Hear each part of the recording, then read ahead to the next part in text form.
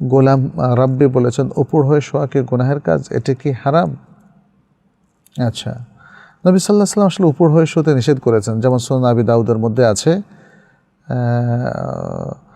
যে তখফা আল গিফারি তিনি বলেন যে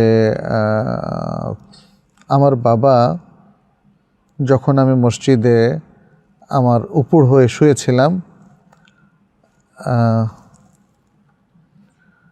তখন এক ব্যক্তি আমাকে তার পা দিয়ে নাড়া দিল, বলল এই ধরনের শোয়াটা আল্লাহ পছন্দ করেন, আল্লাহ পছন্দ করেন। তখন আমি তাকালাম, তখন দেখলাম যে রাসূল সাল্লাল্লাহু আলাইহি সাল্লাম, সেই লোকটা হলো রাসূল সাল্লাল্লাহু আলাইহি সাল্লাম, তাই না?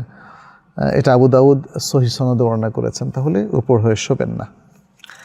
যেহেতু শুধু নবী সাল্লাল্লাহু আলাইহি সাল্লাম নিষেধ করেছেন, অতএব সেটা গর্হিত কাজ বলেই গণ্য হবে। আচ্ছা, আমার মনে হয় আমরা এবার কিছু লাইভ প্রশ্ন নিতে পারি। ইতিমধ্যে দেখছি যে আপনারা